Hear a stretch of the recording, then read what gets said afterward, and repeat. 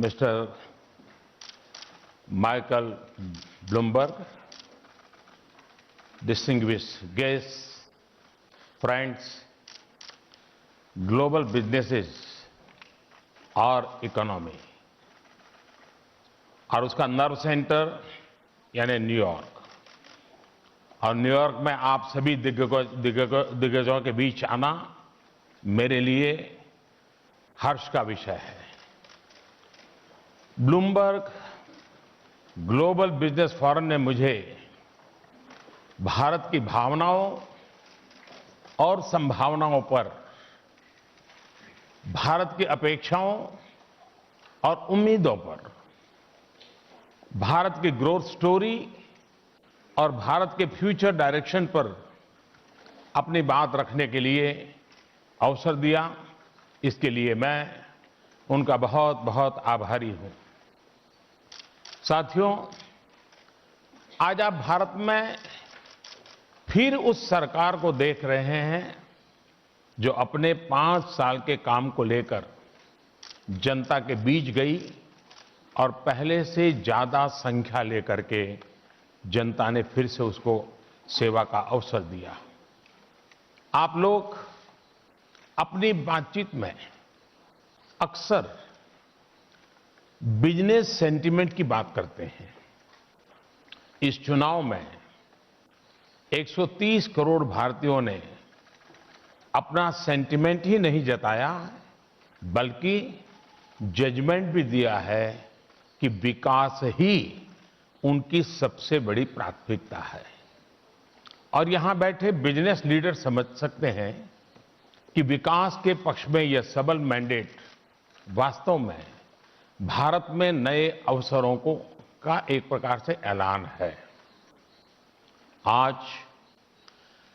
भारत की जनता उस सरकार के साथ खड़ी है जो बिजनेस एनवायरनमेंट सुधारने के लिए बड़े से बड़े और कड़े से कड़े फैसले लेने में पीछे नहीं रहती। आज भारत में एक ऐसी सरकार है जो बिजनेस वर्ल्ड का सम्मान करती है, वेल्थ क्रिएशन का सम्मान करती है। साथियों, आपकी जानकारी में होगा कि अभी कुछ दिन पहले ही हमने कॉरपोरेट टैक्स में भारी कमी करने का फैसला लिया है।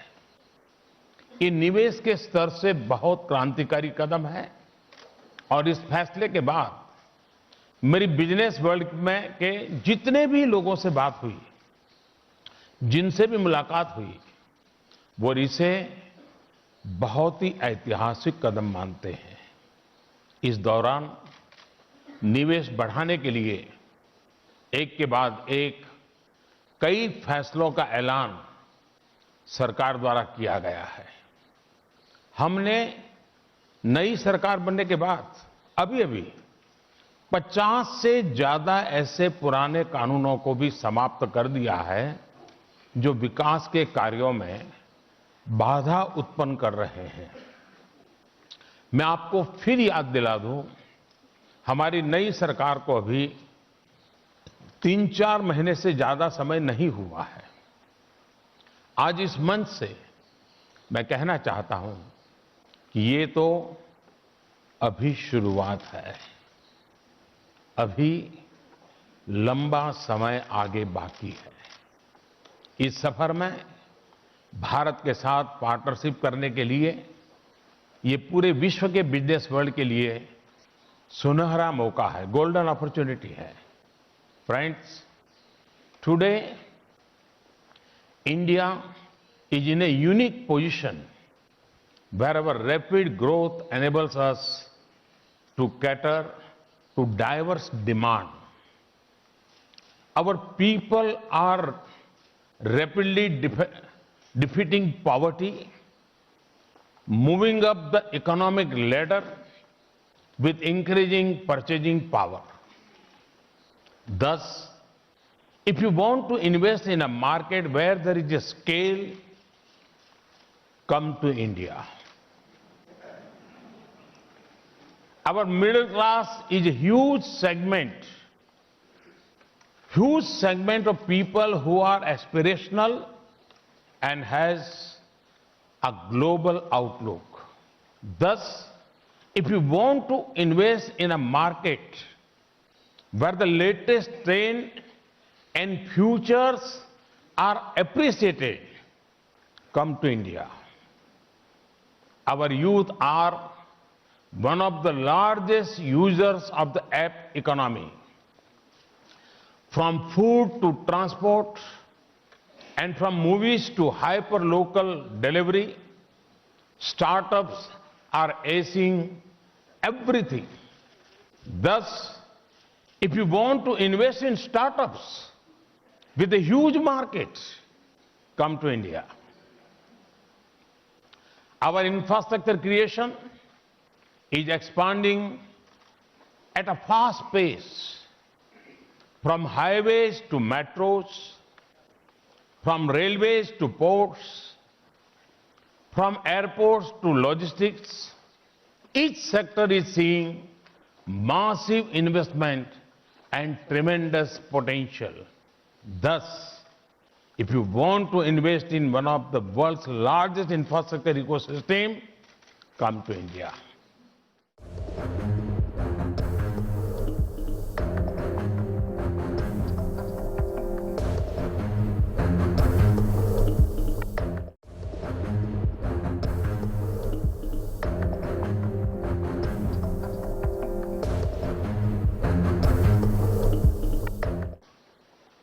We are rapidly modernizing our cities and equipping them with latest technology and citizen-friendly infrastructure.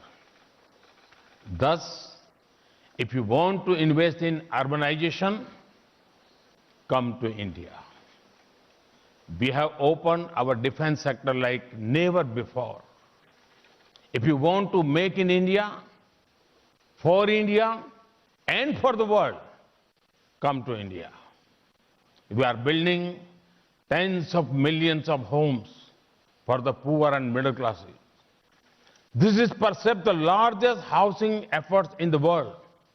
Thus, to invest in reality, come to India. साथियों, भारत में इंफ्रास्ट्रक्चर के विकास पर आज जितना हमारी सरकार निवेश कर रही है, उतना पहले कभी नहीं किया गया।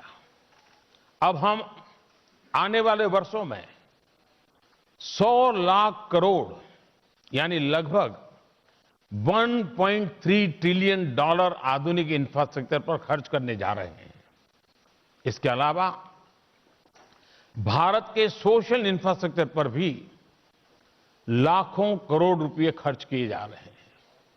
भारत की ग्रोथ स्टोरी में क्वालिटेटिव और क्वांटिटेटिव लीप का रोडमैप जमीन पर उतर चुका है।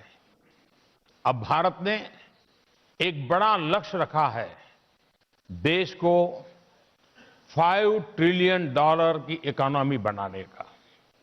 साथियों, जब 2014 में हम सरकार में आए थे, तो देश की इकोनॉमी करीब करीब 2 ट्रिलियन डॉलर के आसपास थी। बीते 5 वर्षों में हमने इसमें लगभग 1 ट्रिलियन डॉलर जोड़ दिया और अब हम कमर कसकर 5 ट्रिलियन डॉलर के लक्ष्य को प्राप्त करने के लिए काम कर रहे हैं। फ्रेंड्स, इस बड़े टारगेट को अचीव करने के लिए हमारे पास कैपेबिलिटी भी है, करेज भी है और कंडीशंस भी हमारे साथ है। आज भारत की ग्रोथ स्टोरी के 4 अहम फैक्टर हैं जो एक साथ दुनिया में मिलने वाली शायद ये rarest of the rare combination है। ये 4 फैक्टर हैं: democracy, demography, demand and decisiveness. अगर मैं पहले फैक्टर की बात करूं तो भारत में ऐसा मौका, ऐसी पॉलिटिकल स्टेबिलिटी कई दशकों के बाद आई है, जब डेमोक्रेसी हो, पॉलिटिकल स्टेबिलिटी हो, पॉलिसी प्रेडिक्टेबल हो, जुडिशरी इंडिपेंडेंट हो, तो इन्वेस्टमेंट की सेफ्टी, सिक्योरिटी और ग्रोथ का भरोसा अपने आप मिलता है। फ्रेंड्स, इस ग्रोथ को बल मिलता है भारत के डेमोग्राफिक डिविडेंड से, यंग और एनर्जेटिक टैलेंट पूल से। भारत आज दुनिया के सबसे बड़े इंजीनियरिंग एजुकेशन बेस और सबसे मजबूत R&D फैसिलिटीज वाले देशों में से एक है। इनोवेशन को लेकर जो एनकरेजमेंट भारत के युवाओं को मिल रहा है, उसके कारण अमेरिका और चीन के बाद भारत यूनिकॉर्न्स के मामले में तीसरे नंबर पे है, थर्ड नंबर पे है। फ्रेंड्स, तीसरा डिमांड का फैक्टर है। जैसे जैसे भारत की बड़ी आबादी इकोनॉमिकली एम्पावर्ड हो रही है, परचेजिंग पावर बढ़ रही है, वैसे वैसे डिमांड भी बढ़ रही है। उदाहरण के लिए, पिछले कुछ वर्षों से एयर पैसेंजर्स ट्रैफिक की ग्रोथ डबल डिजिट में है, जिसके चलते आज भारत दुनिया का तीसरा बड़ा एविएशन मार्केट बन चुका है। फ्रेंड्स, डेमोक्रेसी, डेमोग्राफी और डिमांड के साथ ही आज जो बात भारत को विशेष बनाती है, वो है डिसिसिवनेस। एक डाइवर्स और फेडरल डेमोक्रेसी होने के बावजूद बीते 5 वर्ष में पूरे भारत के लिए सीमलेस, इंक्लूसिव और ट्रांसपेरेंट व्यवस्थाएं तैयार करने पर बल दिया गया है। जहां पहले भारत में टैक्स का जाल था, वहीं अब जीएसटी के रूप में एक ही इनडायरेक्ट टैक्स रिजीम पूरे देश के बिजनेस कल्चर का हिस्सा बन चुकी है। आईपीआर एवं ट्रेडमार्क की रिजीम को मजबूत बनाने के लिए ही हमने काफी काम किया है। इसी तरह इंसॉल्वेंसी और बैंकरप्सी से निपटने के लिए इंसॉल्वेंसी एंड बैंकरप्सी कोड बनाया। टैक्स से जुड़े कानूनों और इक्विटी इन्वेस्टमेंट पर टैक्स को ग्लोबल टैक्स रिजीम के बराबर लाने के लिए हम जरूरी सुधार निरंतर करते रहेंगे।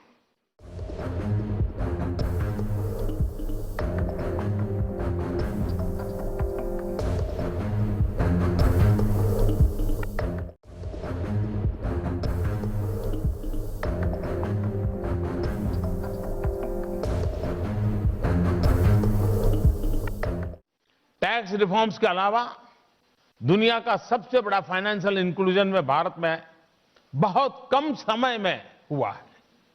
करीब 370 मिलियन लोगों को, 370 मिलियन लोगों को बीते 4-5 साल में बैंकिंग से पहली बार जोड़ा गया है। आज भारत के करीब करीब हर नागरिक के पास यूनिक आईडी है, मोबाइल फोन और बैंक अकाउंट है, जिसके कारण टारगेटेड सर्विस डिलीवरी में तेजी आई, लीकेज बंद हुई और ट्रांसपेरेंसी कई गुना बढ़ी है। फ्रेंड्स, न्यू इंडिया में हमने डीरेगुलेशन, डी लाइसेंसिंग और डी बॉटलनेकिंग की मुहिम चलाई है।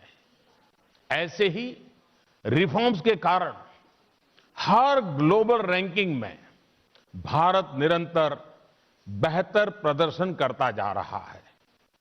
लॉजिस्टिक परफॉर्मेंस इंडेक्स में 10 रैंक का जंप, ग्लोबल कॉम्पिटिटिवनेस इंडेक्स में 13 अंक का उछाल, ग्लोबल इनोवेशन इंडेक्स में 24 नंबर का सुधार और सबसे अहम World Bank's ease of doing business index में 65 रैंक का सुधार अभूतपूर्व है, असाधारण है। और साथियों, आप सभी ये भी भली भांति जानते हैं कि ये रैंकिंग्स ऐसे ही नहीं सुधरती। हमने बिल्कुल ग्राउंड लेवल पर जाकर व्यवस्थाओं में सुधार किया है, नियमों को आसान बनाया है। मैं आपको एक उदाहरण देता हूं। पहले बिजली कनेक्शन लेने के लिए उद्योगों को कई साल लग जाते थे। अब कुछ दिनों के भीतर बिजली कनेक्शन मिलने लगा है। इसी तरह कंपनी रजिस्ट्रेशन करने में पहले कई हफ्ते लग जाते थे, अब कुछ ही घंटों में कंपनी रजिस्ट्रेशन हो जाता है। बीते 5 वर्ष में क्या परिवर्तन आया, इसका एक उदाहरण मैं आपको देता हूं। बीते 5 सालों में भारत में 286 बिलियन एफडीआई हुआ है। ये बीते 20 साल में भारत के टोटल एफडीआई फ्लो का आधा है, 50% है। अमेरिका ने भी जितना एफडीआई बीते दशकों में भारत में किया है, उसका 50% सिर्फ पिछले 4 साल में हुआ है। और ये तब है जब पूरी दुनिया में एफडीआई इनफ्लो लेवल लगातार कम हो रहा है। इसमें भी एक और इंटरेस्टिंग बात यह है कि करीब 90% एफडीआई ऑटोमेटिक रूट से हुआ है और 40% ग्रीनफील्ड इन्वेस्टमेंट है। यदि आज इन्वेस्टर का भारत पर भरोसा बढ़ा है और वो लंबे समय के लिए आ रहा है। फ्रेंड्स, ब्लूमबर्ग की अपनी रिपोर्ट में भी भारत में आ रहे बदलाव की गवाह है। ब्लूमबर्ग के नेशन ब्रांड ट्रैकर 2018 सर्वे में भारत को इन्वेस्टमेंट के लिहाज से एशिया में पहला नंबर दिया गया है। 10 में से 7 indicators, political stability, currency stability, high quality products, anti corruption, low cost of production, strategic location और रिस्पेक्ट फॉर आईपीआर, इन सब में भारत नंबर 1 पे रहा है। बाकी इंडिकेटर्स में भी हम काफी ऊपर हैं। Friends, your desires and our dreams match perfectly. Your technology and our talent can change the world. Your scale and our skills can speed up global economic growth.